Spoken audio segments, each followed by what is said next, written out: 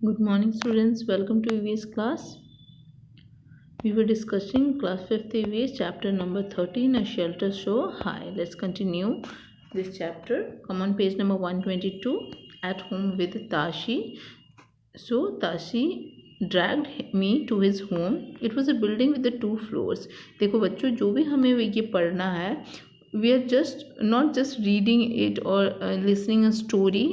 हम सिर्फ एक कहानी नहीं सुन रहे. What we have to notice, हमें इस पूरे पैराग्राफ में से अब आपको नोटिस क्या करना है कि ताशी का घर कैसा था, किस चीज़ का बना था, उसकी रूफ कैसी थी, उसकी फ्लोर कैसी थी, क्या उसका स्पेशल कैरेक्टरिस्टिक था. We have to know about the Tashi's house. Tashi जहाँ रहता था वहाँ सब लोगों के ऐसे ही हाउस रहे होंगे, है ना. So basically we are going to know about the houses made in Ladakh, जो हाउसेज जो लद्दाख में बना है, और जो इसका चैप्टर का नाम ही है a shelter so high. Ladakh कितने हाइट पे है, वहाँ के हाउसेज कैसे हैं. We are going to know about this. Okay, so जो भी मैं इसमें अंडरलाइन कराऊंगी, you have to underline this and you have to notice the main characteristic of the Tashi's house. Okay, so let's start reading. Tashi drag करके ले गया गौरव जानी को अपने घर में. सबसे पहले इट वॉज हैविंग 2 फ्लोर्स, जो उसके घर थे उनके 2 फ्लोर थे. And it was made up of stones which were kept one over other, और जो स्टोन का बना था एक के ऊपर एक रखा हुआ था, with a thick layer of mud and lime. और उसके ऊपर जैसे हमारे घर में सीमेंटेड होता है ना कोटिंग ऊपर से, तो जो उसका कोटिंग था वो मड और लाइम का था. और वो किसकी तरह दिखता था, just a shed from inside. अगर तुम अंदर से जाके देखोगे तो एक शेड की तरह दिखता था. शेड क्या होता है, शेड होता है जहाँ एनिमल्स रहते हैं. ओके, जैसे कि जो काउज व फेलोज जो रहते हैं उसे शेड कहते हैं, जो आपने एनिमल्स हाउसेज में पढ़ा होगा. तो उसने बताया गौरव जानी ने कि जो ताशी का घर था, it was having 2 floors. It is made up of stone and stone were kept one over another and there was a coat of mud and lime over it. Coat किसका था, मड और लाइम का.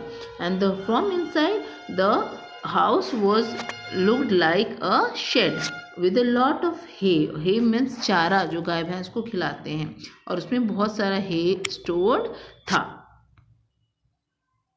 Again now, और क्या important चीज़ है इसकी, it was having wooden steps. उसमें wooden steps थे, तो वो वुडन स्टेप्स के थ्रू कहाँ गए, ऊपर गए. मीन्स जो घर की फ्लोरिंग थी वो वुडन थी, घर की जो ऊपर के स्टेयर्स थे वो वुडन थे. The ground floor is for our animals and for storing necessary things. तो जो ग्राउंड फ्लोर था, जो वो लोग वहाँ क्या उसको ग्राउंड फ्लोर को यूज़ करते थे एज अ स्टोर हाउस. उसमें वो एनिमल्स को रखते थे और नेसेसरी आइटम्स रखते थे. Sometimes when it is too cold we also move downstairs. जब बहुत ज़्यादा ठंड होता था वो भी नीचे आ जाते थे. The ground floor has no windows. अब वो क्यों आके ठंड में नीचे रहते थे, क्योंकि वहाँ कोई विंडो नहीं था जिससे ठंड नहीं आती थी. और नीचे वाला जो ग्राउंड फ्लोर है दैट बिकेम मोर वार्मर, वो ज़्यादा गर्म रहता था then the first floor. Thick tree were made roof strong. जो रूफ था वो थिक ट्री का बना हुआ था.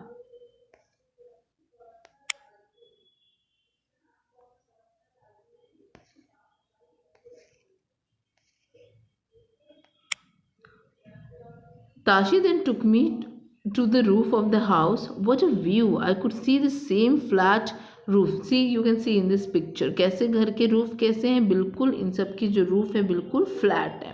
तो जब वो छत पे गया, छत से देखा तो वो बिल्कुल फ्लैट जो था उनका रूफ था. ये तुम यहाँ देख सकते हो, ये जो स्टोन्स हैं पूरे, ये स्टोन्स एक के ऊपर एक रख के उसके ऊपर मर्डर लाइम की कोटिंग है. ठीक है. What a view! I could see the same flat floor. One of the red chilies were laid out to dry, and some was the orange pumpkin, yellow corn, stacks of paddy and some cowdung cakes. जो cowdung cakes, धान, ये सारी चीज़ें सूखने को ऊपर रखी होती है. आप लोग भी अपने रूफ पे बहुत सी चीज़ ड्राई करते हैं ना, वैसे ही ताशी के रूफ पे, ताशी के छत पे भी बहुत सी चीज़ें ड्राई हो रही थी. Now, this is most important part of the house, said Tashi. During summer season, we dry fruits many fruits and vegetables, and we store them for winters when we do not get fruits and vegetables. Underline this line. देखो winters में it means the people in Ladakh do not gate fresh fruits and vegetables in winters, क्योंकि इतनी ज़्यादा extremely cold होता है कि उतने cold में कुछ किसी चीज़ की खेती नहीं हो सकती, इसीलिए they use to dry the fruits and the vegetables in summer and keep them for using it in winter. वो गर्मियों में इन सब चीज़ों को सुखा लेते हैं फ्रूट्स एंड वेजिटेबल्स को और उसको विंटर्स में यूज़ करने के लिए रख लेते हैं। As I stood there with the tashi, I could see every part of the house was built especially to suit the need of the people. बेटा किसी भी environment में जो घर होते हैं वो वहाँ के क्लाइमेट के हिसाब से ही बनाए जाते हैं, ठीक है, और वहाँ की लोगों की ज़रूरत के हिसाब से। वैसे ही गौरव जानी ने बोला कि जब मैंने देखा कि वहाँ पे जितने लोग हैं उन सबका घर वहाँ के लोगों की ज़रूरत के हिसाब से, उनकी ज़रूरत को पूरा करने के हिसाब से बना हुआ था। I could understand how this is the most important line, ticket, इसको अंडरलाइन करना है, the thick wall, wooden floor and a wooden ceiling। वहाँ का घर कैसा था, with a thick wall, उसके जो वॉल थे वो मजबूत थिक थे, wooden floor था और wooden ceiling थी, ऊपर भी wooden और नीचे भी wooden, ताकि वो उन्हें ठंडियों से बचाए। Now here are a few question answers. During winters, Tasi and his family live in the ground floor. Why would they be doing so? ये तो सबको पता है, because वो जो ground floor था it was more warmer because it has no windows and a wooden ceiling. What is the roof of the house? आपके घर का रूफ कैसा है और रूफ को किस किस चीज़ के लिए आप यूज़ करते हो? So first answer is ground floor does not have any window which prevent the cold air from entering the room. This keeps the ground floor warmer than the first floor. इसीलिए वो रहते थे। The roof of my house is flat, वो cement brick और concrete का बना होता है और कौन कौन से काम के लिए यूज़ होता है? कपड़े सुखाने के लिए, अचार ग्रेन सुखाने के लिए, इसके अलावा ठंडियों में हम उस पर गर्मी का भी आनंद लेते हैं, सनलाइट का। Now come on page number 124, the people living on the top of the world. Now the time to climb higher, अब हमें और ऊपर जाना था। Loner and had to zigzag, tough time, अब बहुत टफ टाइम था लोनर और मेरा, क्योंकि हम बहुत ही पतली रॉकी माउंटेन्स के थ्रू होते हुए जा रहे थे। I was moving toward the rocky plains of Changthang. जो चंगथांग, अब चंगथांग है क्या? इट इज़ अ प्लेस, ये एक जगह का नाम है, ठीक है। This place is a height of 5000 metre. कितने ऊपर था ये? 5000 मीटर का। It is so high that it is difficult to breathe normally. जैसे जैसे हम ऊपर की तरफ जाते हैं, माउंटेन्स पे ऊपर की तरफ हाइट पे चढ़ते जाते हैं, तो क्या होता है, हवा में जो ऑक्सीजन, हम लोग ब्रीद इन कौन सा गैस करते हैं? ऑक्सीजन। तो अगर ऑक्सीजन कम होगा तो हमें सांस लेने में डिफ़िकल्टी होगी। तो जैसे ही हम ऊपर ऊपर जाते हैं तो हवा में ऑक्सीजन का अमाउंट कम होता जाता है। We get less amount of oxygen in the air, जिससे हमें सांस लेने में डिफ़िकल्टी होती है। इसीलिए तुमने देखा होगा कि जो माउंटेनियर्स होते हैं वो ऐसे ऑक्सीजन सिलेंडर कैरी करते हैं, क्योंकि वो माउंटेन क्लाइंब करते हैं। देखो वो ऐसे अपने पीठ पे ऑक्सीजन सिलेंडर और मास्क लेके जाते हैं, क्योंकि उन्हें डिफ़िकल्टी होती है ब्रीदिंग में। Okay, I had a headache and felt weak. मुझे हेडेक हुआ और बहुत वीकनेस फील हुई। So slowly I got use to breathing in such air, और धीरे धीरे मुझे इस हवा में सांस लेने की आदत हो गई। जहाँ भी जो आदमी रहते हैं वो उस हिसाब से रहने का उनका बॉडी आदी होता है, वो उसी अकॉर्डिंग रहते हैं, ठीक है। If I am living at मसरत इन अ प्लेन रीजन में, तो I will go in a hilly place, जब मैं हिली रीजन में जाऊँगी I will face difficulty in living, तो मुझे डिफ़िकल्टी होगी लिविंग में।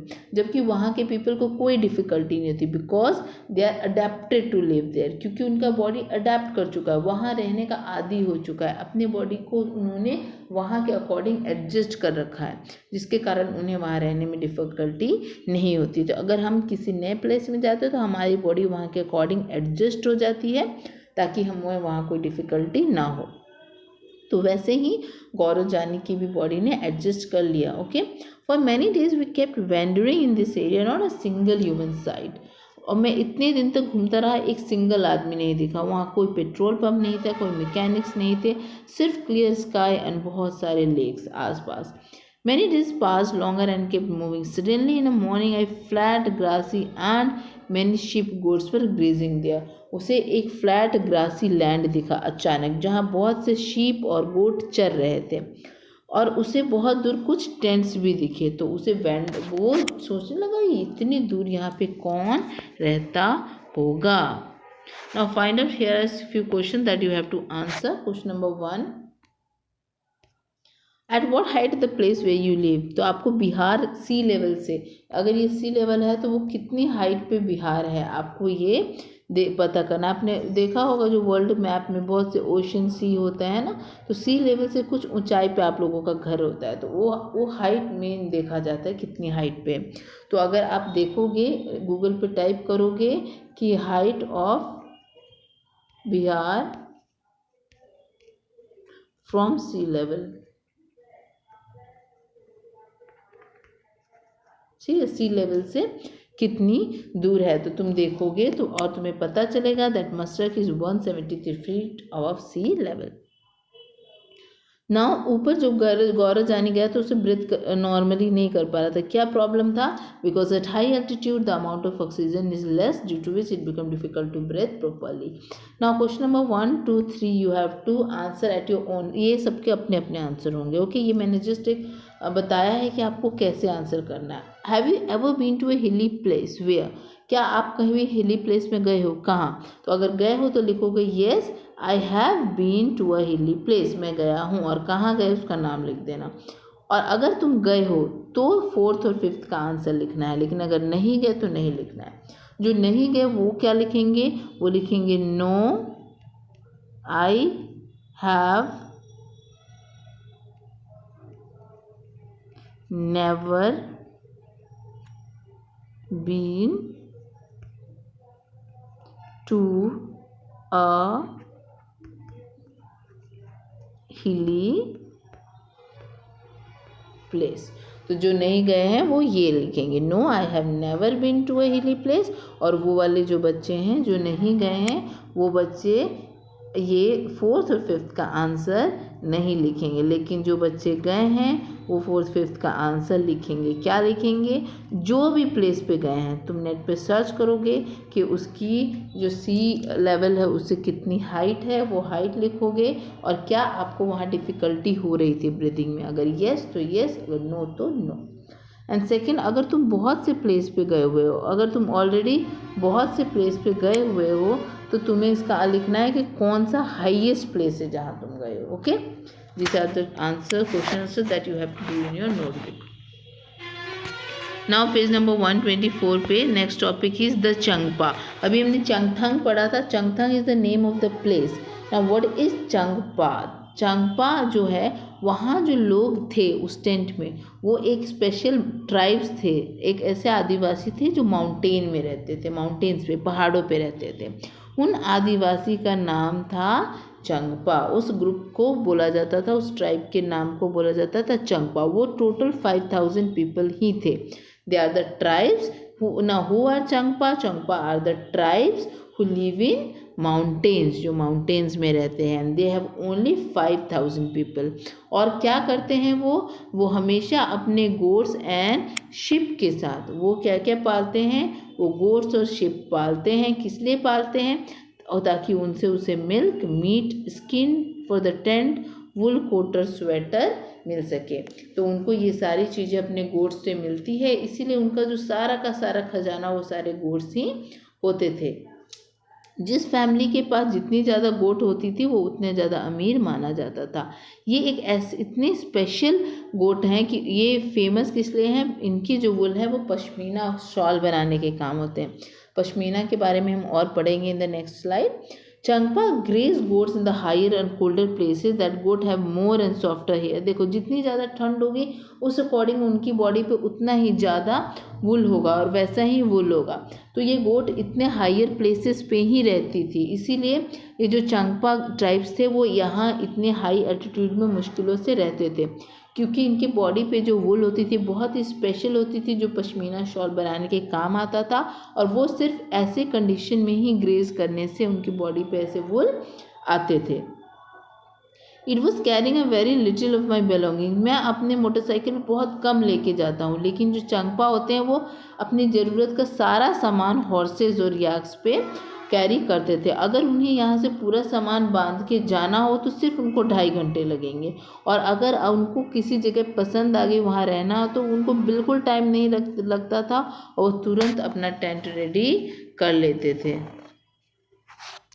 ना नामग्याल अपने टेंट में ले गया उन्हें, उनके और वो जो टेंट था वो उनके मुंबई के फ्लैट के बराबर था। वो जो टेंट था वो याक के हेयर से बना था, and it is strong and warm, बहुत ज़्यादा स्ट्रॉन्ग और वार्म था जो उनको इतनी ठंडी हवाओं से बचाता था। आई सो द स्ट्रिप्स वो tightly held with 9 sticks, 9 sticks के थ्रू वो जो टेंट है, देखा जब भी टेंट बांधते हैं ना तो ऐसे स्टिक्स में वो बांधा जाता है रस्सी, तो ऐसे 9 रस्सी से बांधा गया था और वहाँ गड्ढे 2 फीट गड्ढों पे बांधा गया था। The tent then put up around the higher part of the ground। ये पश्मीना शॉल के बारे में बेटा, it is believe that the pashmina shawl is warm. कितने स्वेटर्स के बराबर वार्म होता है? 6 स्वेटर के बराबर। ये बहुत ही पतला और बहुत ही ज़्यादा हल्का होता है। जो पश्मीना वुल है ये स्पेशल टाइप ऑफ गोट से मिलता है जो 5000 मीटर ऊपर रहती है, और वहाँ इतने जो 0 डिग्री सेल्सियस से कम -40 तक टेम्परेचर में रहता था। इसी टेम्परेचर में उन गोट्स के ऊपर ऐसे जो कोटिंग होती थी फर की, हेयर की हो जाती थी, जिससे ये पश्मीना वुल निकल के आता था। ये पश्मीना शॉल वुल जो होता है वो इतना पतला होता है कि अगर वो 6 उसके धागे तुम मिलाओगे पश्मीना वुल के तो तुम्हारे एक बाल के बराबर होगा। चूँकि इतने पतले होते थे तो वो मशीन में नहीं बन पाते, इसीलिए उन्हें हाथ से इस शॉल को बनाना पड़ता था, और टोटल 250 घंटे लगते हैं पश्मीना शॉल को बनाने में।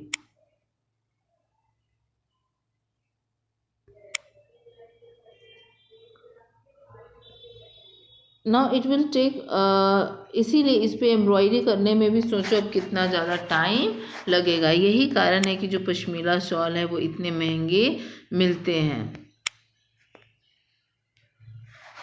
Now page number 126। As we stepped into the tent, I realized that I could stand up straight। जैसे ही मैं टेंट में गया मुझे लगा कि अरे मैं तो इसमें सीधा खड़ा हो सकता हूँ। I also saw that the rainbow was, हाँ, और एक और बात, ये लोग अपने टेंट को क्या कहते हैं? रीबो कहते हैं, रेबो। ठीक है, वो अपने टेंट का, जैसे तुम्हारा घर का हम रखते हैं ना कृष्ण विला ऐसे करके नाम रखते हैं, वैसे ही इनके टेंट को रीबो बोला जाता है। वो मुंबई के फ्लैट के बराबर होता है। I was held up to 2 wooden poles. वो 2, ये देखो ये 2 वुडन पोल है, उससे पूरा का पूरा टेंट बना हुआ है। उसमें एक छोटी सी ओपनिंग भी होती है जहाँ चूल्हा का धुआं ऊपर जाता था। और ये बताया नामग्याल ने कि वो जो पूरा का पूरा ये डिज़ाइन है ये हज़ारों साल पुराना है। How cold must it be in winters, जब वो 0 से कम हो जाता कितनी ज़्यादा ठंड होती होगी। और हवा 70 किलोमीटर पर आवर से भी तेज़ चलती थी, तुम इमेजिन भी नहीं कर पाते कितनी ठंडी। Near Rebo it was a place keep sheep and goat. Rebo उनके टेंट का नाम था, तो टेंट के पास ही उनके शीप और गोट के रहने का भी जगह होता था। तो जो टेंट है वो उनको क्या बोलते थे? वो उसको रीबो बोलते थे। और उसी के पास वो उनका शेड था जिसमें क्या रहते थे? उनके भेड़ और बकरी रहते थे, जिसको ये लोग लेखा कहते थे। क्या कहते थे? लेखा। लेखा में वो अपने गोट्स एंड बकरियों को रखते थे। और लेखा किस चीज़ का बना होता था? लेखा बना होता था स्टोन्स का। हर फैमिली एक स्पेशल मार्क अपने एनिमल्स पे लगाता था, और जब भी वो एनिमल्स को बाहर लेके जाता था तो भी उनकी काउंटिंग करता था, और अंदर लेके आता था तो भी उनकी काउंटिंग करता था। Now here are few questions that you have to answer. For Changpas, the animals is very important part of their life. Is any animal of your life is in your life, for example, as a pet or as a helpers in the farming? क्या आपके ज़िंदगी में कोई animal है, चाहे वो आपका पेट हो, चाहे वो आपका कोई फार्मिंग वाला एनिमल हो? वो आपको आंसर करना है।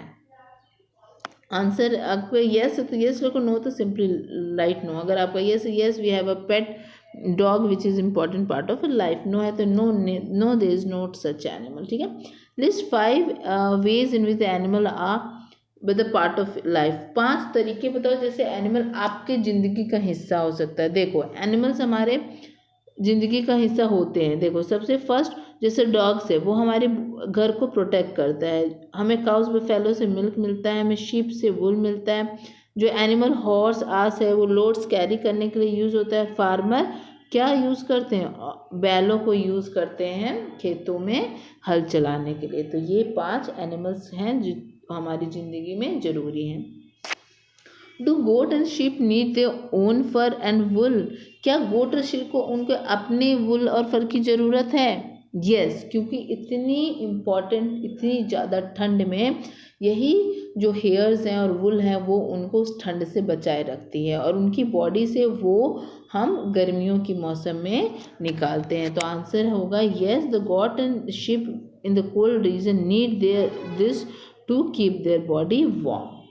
Now next question is, you read in Changtang the temperature drop below 0 degree Celsius. Newspaper TV में भी आपने ऐसे पढ़ा होगा कि कम हो जाता है।